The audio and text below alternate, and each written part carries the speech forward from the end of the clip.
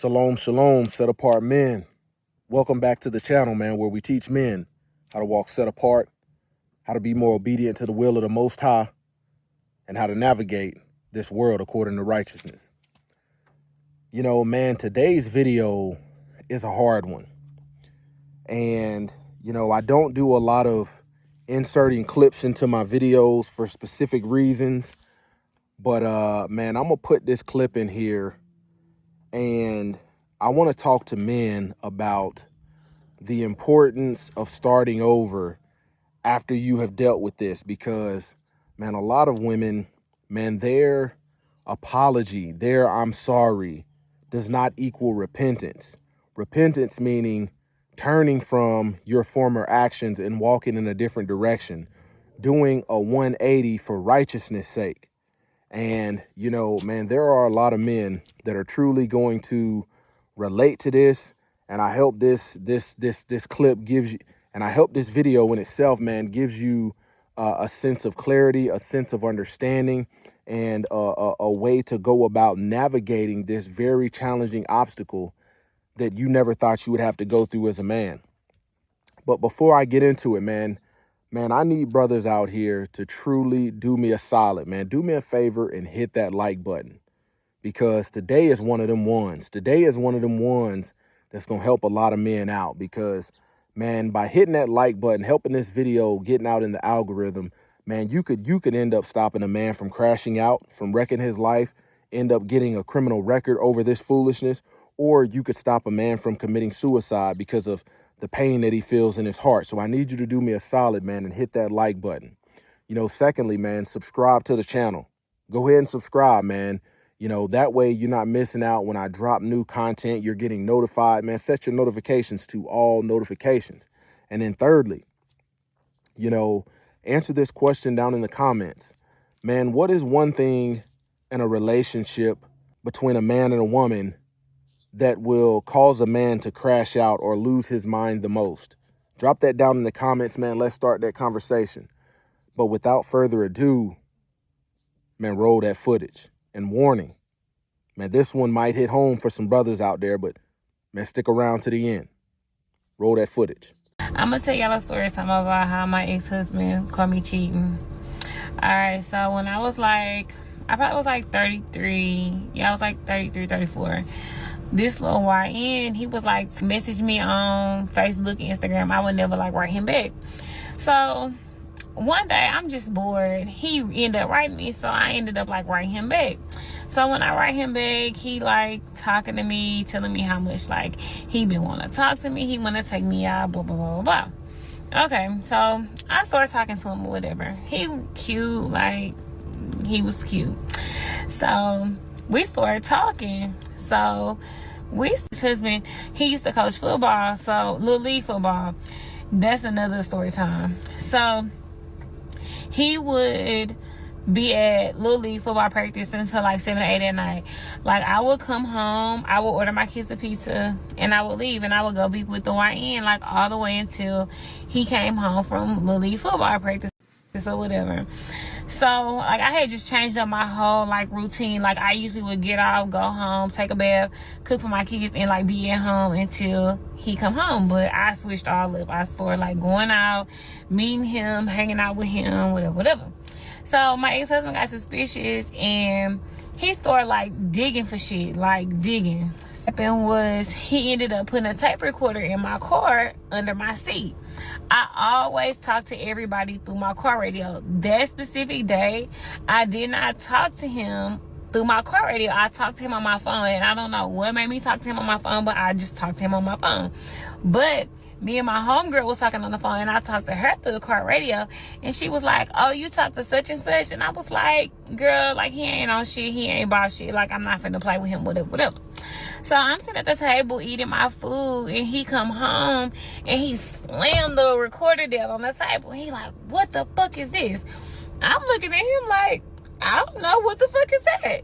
So he got tears coming out his eyes, and he like, bitch, you been cheating on me, like, y'all heard you say like a nigga name. I'm like, no, like, what are you talking about? Like, that was nothing. Like, she asked me about somebody, and I was like, he ain't shit or whatever, because basically that's what I told her.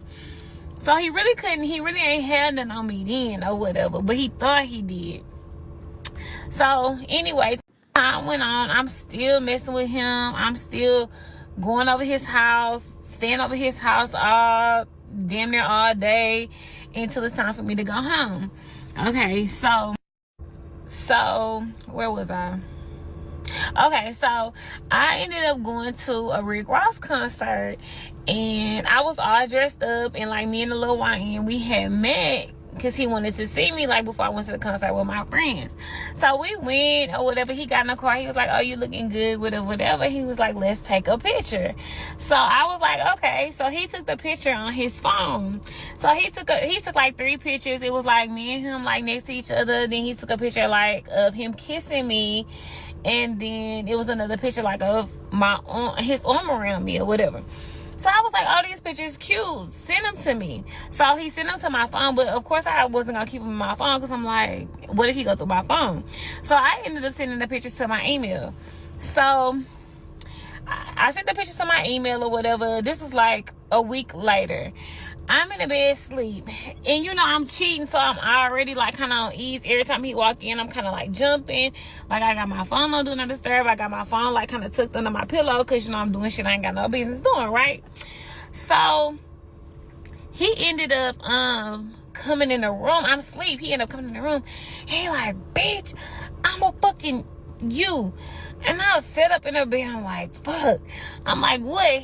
Mind you, I'm asleep. He like, bitch, what the fuck is this?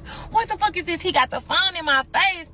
And I see me and the nigga on the screen. So I'm like, huh? So he like, bitch, what the fuck is this? I couldn't even say nothing. I was just like, I couldn't say shit. When I tell you this man started going crazy, this man started going berserk. He started tearing up the room.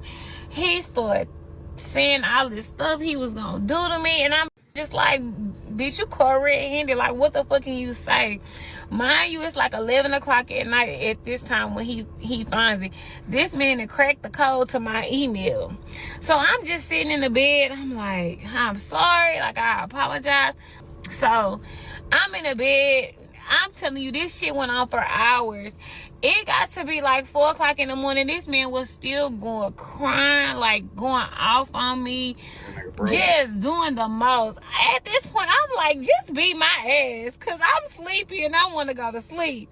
Like, I go get in the closet, I sit on top of the basket. I'm like, just unalive me at this point, because I'm tired. Shit, I want to go to sleep. So this man ain't let me go to sleep all night long. So anyway, he ended up leaving. I fucking finally am able to go to sleep. He goes and find this man number. I don't even know. Call this man and like, yeah, you fucking with my wife. Why the YN say, yeah, I am messing with your wife. I love her. And tells this man everything. Oh my God, he tells me everything. I ended up leaving, staying gone for the day. Like, I think that night I stayed at the YN house until he like calmed down and he like begged me to come back home. I ended up going back home, but you know, you know how it is. When a nigga cheat, a nigga just cheat. When a bitch cheat, you know, a nigga can't take it. He having a heart attack. He about to die. So, like, the shit ended up not working out, but, yeah, that's how I go. The Matrix is everywhere. It is all around us. Even now, in this very room. You can see it when you look out your window or when you turn on your television. You can feel it when you go to work, when you go to church, when you pay your taxes. It is the world that has been pulled over your eyes to blind you from the truth. What truth? That you are a slave. Like everyone else, you were born into bondage. Unfortunately, no one can be told what the Matrix is. You have to see it for yourself. This is your last chance. After this, there is no turning back. You take the blue pill. The story ends. You wake up in your bed and believe whatever you want to believe. You take the red pill. You stay in Wonderland, and I show you how deep the rabbit hole goes. Remember, all I'm offering is the truth, nothing more. All praise to the Most High Yah Shalom. Thank you for tuning in to another Righteous Ruach Spirit-filled episode. Today, I'm back at it in them trenches, handling that kingdom business, man, with another episode of The Set Apart Man.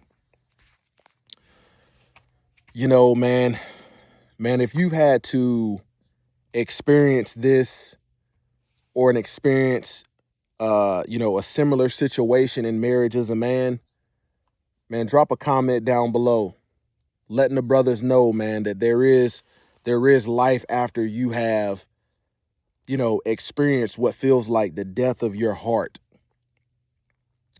And man, a lot of men, when we are selecting these women, man, we do not count the cost of soil quality. What kind of woman are we trying to build a family with? What kind of woman are we trying to build a legacy with? What kind of woman? What is her soil condition like that we're planting seed in order to bring children into this world? And because we don't count the cost, and because we choose wives according to our flesh, we ended up choosing wives that belong to the world. We're not choosing women that are set apart women. Oftentimes we're not set apart men because we're moving according to the ways of the world, and it backfires on us. And then you find out, man, you thought you was exclusive with your woman, but yeah, man, she's open for sale. She's open for whatever feels good, and whoever can tickle her fancy that day. And first thing foremost, man, a lot of men are going to be forced to rebuild and have to go back to the drawing board. And this is what I said, man. A lot of men, what happens is, man, they crash out. You heard the video, man. He went to tearing stuff up in the house. And let me tell you something, man. It's not worth it. The crash out is not worth it, because a lot of women do this right here. And this pretty much cuts the man's knees off, far as his confidence and everything. It cuts him off at the knees, man. And the crash out is not worth it because, we already know, man, this world is not going to hold women accountable. We already know women are not going to hold each other accountable. Man, they will take a scenario like this and automatically, he must have been doing something wrong. He didn't understand your love language. We know how that goes.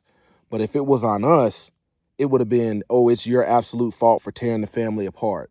So we know this world is not going to hold them accountable. The sisterhood is not going to hold them accountable. The court of public opinion is not going to hold them accountable.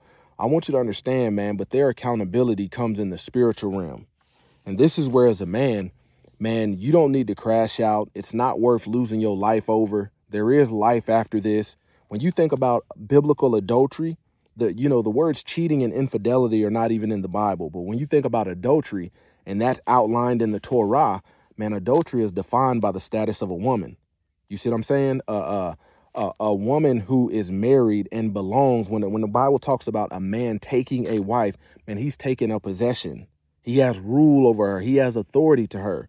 Man, we see in the book of Jeremiah that the Most High Yah calls himself a husband unto them, referring to Israel and Judah, and he divorces Israel because she played the harlot, because she was adulterous, And a lot of men, man, when you go back to that drawing board and you have a woman who is constantly saying, I'm sorry, please forgive me. I want you to understand, man, an apology is different than repentance. It'd be a different story, man, if you got a woman fumbling the bag, man, and she repents and she does a 180. But the fact of the matter is, man, the reality of the matter is, a lot of these women want the forgiveness. They want you to accept their apology, but they never intend on changing their actions. And it's not until down the road, man, 5, 10, 15 years that they realize the weightiness of their wicked choices and how they violated, their marriage. And men, you got to put them away. As much as you don't want to, you like, man, I don't want to start over. I don't want to, but it's not going to get better. Only thing you've got as your man when it comes to a woman is respect. Either she respects you or she doesn't.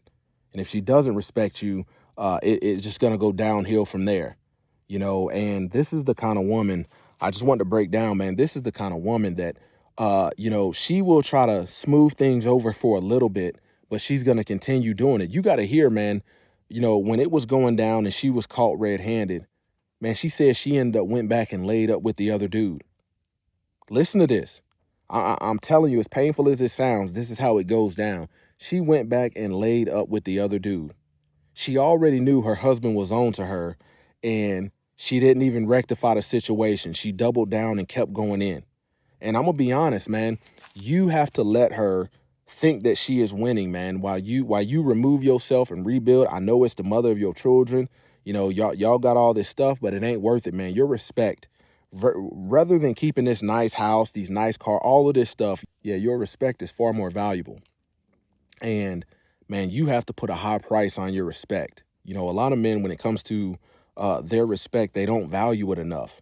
And this is the kind of woman that will say, I love you, and I'll never do it again. And then you, when you go to the drawing board, you realize, man, I chose a woman, bro, that was spiritually retarded. I chose a woman that does not move according to logic. And you know, this is the type sister that moves and makes decisions according to whatever makes her feel good, no matter how much damage it costs. And as a man, you know, another thing, when men go through this, what do, man? They want to get on demon time. You want to start knocking them off left and right. And I'm telling you, man, don't go tit for tat, because it's not worth it. It's not worth your salvation. It's not worth the spiritual baggage that comes along with it. You may think, well, because this happened, I need to go out here and start knocking them off left and right, when you're just opening yourself up for wickedness. When you really need to take time and take time and pray, take time and try to figure out, according to the Most High Yah, where did you go wrong in your selection process? Because that's what it comes down to.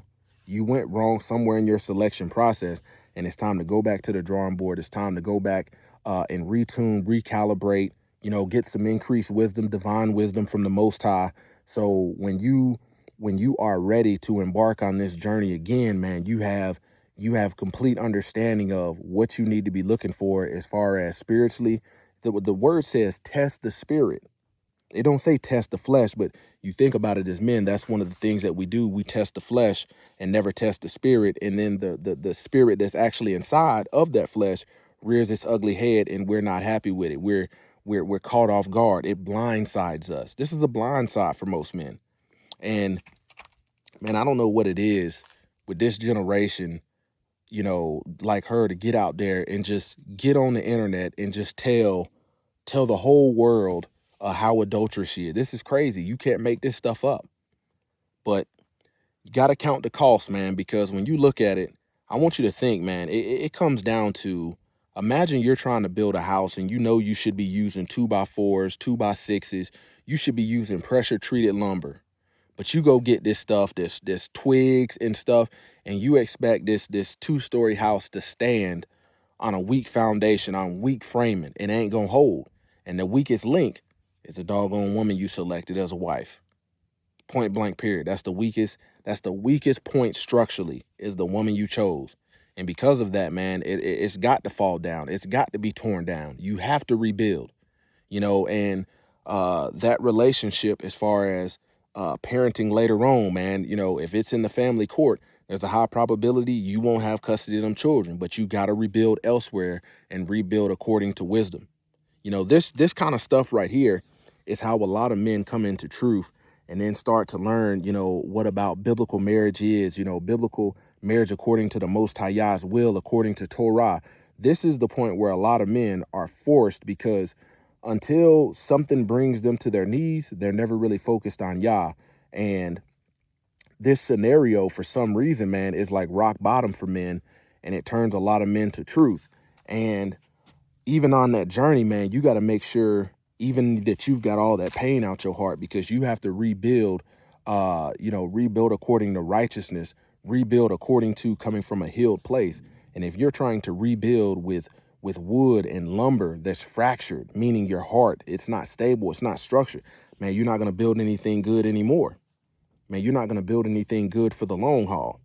But I want to share this for men because, man, so many men, especially in the last days, are going to have to rebuild. Some men will choose not to rebuild. You will analyze and go back to the drawing board, see the mistakes you made. And if you can't find something that's set apart out there as a set apart man, it's probably wise as if you don't rebuild, because this is the kind of stuff that you got to deal with. You know, you're out working doing X, Y, and Z, and this is the kind of foolishness that you got to come home to. This is the reality of it. You know, the Most High Yah never told us it's going to be easy, but he told us to be strong and courageous. You know, he gives you the wisdom to navigate these obstacles, to navigate these hurdles.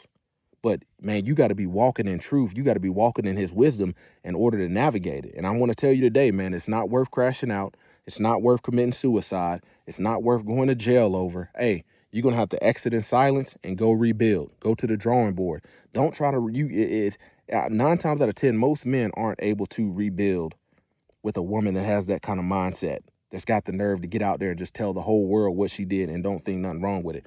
She's in a high state of delusion. When you think about it, those that do not have a love for the truth, man, the Most High Yah sends them a strong delusion. But you as a man, man, you got to rebuild. Once again, this is the Set Apart Man, kicking that thing gun barrel straight. Until next time, stay set apart, stay disciplined, stay in the word of Yah. Bow.